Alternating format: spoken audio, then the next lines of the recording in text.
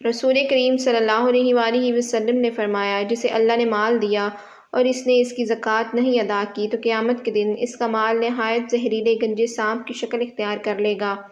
اس کی آنکھوں کے پاس 2 سیاہ نقطے ہوں گے جیسے سانپ کے ہوتے ہیں، پھر وہ سانپ اس کے دونوں جبڑوں سے اسے پکڑ لے گا اور کہے گا کہ میں تیرا مال اور خزانہ ہوں۔ اس کے بعد آپ نے یہ آیت پڑھی، اور وہ لوگ یہ گمان نہ کریں کہ اللہ تعالیٰ نے انہیں جو کچھ اپنے فضل سے دیا ہے وہ اس پر بخل سے کام لیتے ہیں کہ ان کا مال ان کے لیے بہتر ہے، بلکہ وہ برا ہے جس مال کے معاملہ میں انہوں نے بخل کیا ہے۔ قیامت کے دن اس کا طوق بنا کر ان کی گردن میں ڈالا جائے گا۔ ایک اور مقام پر نبی کریم صلی اللہ علیہ وآلہ وسلم نے فرمایا کہ اونٹ قیامت کے دن اپنے مالکوں کے پاس جنہوں نے ان کا حق یعنی زکوٰۃ نہ ادا کیا اس سے زیادہ موٹے تازے ہو کر آئیں گے جیسے دنیا میں تھے، اور انہیں اپنے کھروں سے روندیں گے۔ بکریاں بھی اپنے ان مالکوں کے پاس جنہوں نے ان کے حق نہیں دیے تھے پہلے سے زیادہ موٹی تازی ہو کر آئیں گی اور انہیں اپنے کھروں سے روندیں گی اور اپنے سینگوں سے ماریں گی۔ رسول اللہ صلی اللہ علیہ وآلہ وسلم نے فرمایا کہ اس کا حق یہ بھی ہے کہ اسے پانی ہی پر یعنی جہاں وہ چراہ گاہ میں چر رہی ہوں دوہا جائے۔ آپ نے فرمایا کہ کوئی شخص قیامت کے دن اس طرح نہ آئے کہ وہ اپنی گردن پر ایک ایسی بکری اٹھائے ہوئے ہو جو چلا رہی ہو اور وہ مجھ سے کہے، اے محمد صلی اللہ علیہ وآلہ وسلم مجھے عذاب سے بچائیں۔ میں اسے یہ جواب دوں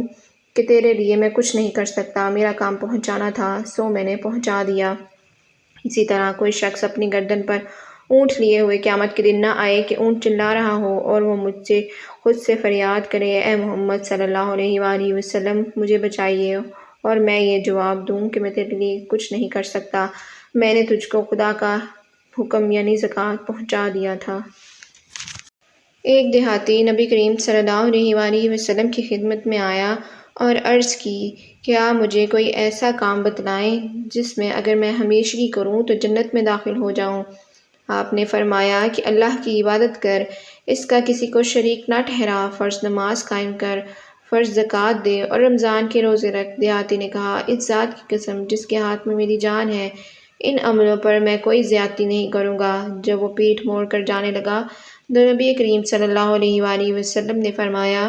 کہ اگر کوئی ایسے شخص کو دیکھنا چاہے جو جنت والوں میں سے ہو تو وہ اس شخص کو دیکھ لے۔ جب رسول اللہ صلی اللہ علیہ وآلہ وسلم وفات پا گئے اور ابو بکر رضی اللہ تعالیٰ عنہ خلیفہ ہوئے تو عرب کے کچھ قبائل کافر ہو گئے اور کچھ نے زکوٰۃ سے انکار کر دیا، اور حضرت ابو بکر رضی اللہ تعالیٰ عنہ نے ان سے لڑنا چاہا تو عمر رضی اللہ تعالیٰ نے فرمایا کہ آپ رسول اللہ صلی اللہ علیہ وآلہ وسلم کے اس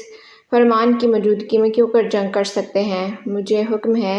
لوگوں سے اس وقت تک جنگ کروں جب تک کہ وہ لا الہ الا اللہ کی شہادت نہ دے دے، اور جو شخص اس کی شہادت دے دے تو میری طرف سے اس کا مال و جان محفوظ ہو جائے گا سوائے اسی کے حق کے یعنی قصاص وغیرہ کی صورتوں کے، اور اس کا حساب اللہ تعالیٰ کے ذمہ ہوگا۔ قسم اللہ کی میں ہر اس شخص سے جنگ کروں گا جو زکوٰۃ اور نماز میں تفریق کرے گا، یعنی نماز تو پڑھے مگر زکوٰۃ کے لیے انکار کر دے، کیونکہ زکوٰۃ مال کا حق ہے۔ خدا کی قسم اگر انہوں نے زکوٰۃ میں 4 مہینے کی بکری کے بچے کو دینے سے بھی انکار کیا جیسے وہ رسول اللہ صلی اللہ علیہ وآلہ وسلم کو دیتے تھے تو میں ان سے لڑوں گا۔ حضرت عمر رضی اللہ تعالیٰ عنہ نے فرمایا کہ باخدا یہ بات اس کا نتیجہ تھی کہ اللہ تعالیٰ نے ابو بکر رضی اللہ تعالیٰ عنہ کا سینہ اسلام کے لیے کھول دیا تھا، اور بعد میں بھی اسی نتیجے پر پہنچا کہ ابو بکر رضی اللہ تعالیٰ عنہ ہی حق پر تھے۔ حضرت ابو ہریرہ رضی اللہ تعالیٰ عنہ سے روایت ہے، انہوں نے کہا رسول اللہ صلی اللہ علیہ وآلہ وسلم نے فرمایا، جن دیناروں پر اجر ملتا ہے ان میں سے 1 دینار وہ ہے جسے تو نے اللہ کی راہ میں خرچ کیا، 1 دینار وہ ہے جسے تو نے کسی کی گردن کے لیے خرچ کیا یعنی اس کی آزادی کے لیے خرچ کیا، 1 دینار وہ ہے جسے تو نے مسکین پر صدقہ کیا، اور 1 دینار وہ ہے جسے تو نے اپنے گھر والوں پر صرف کیا۔ ان میں سے سب سے عظیم اجر اس دینار کا ہے جسے تو اپنے اہل پر خرچ کرے یعنی گھر والوں پر خرچ کرے۔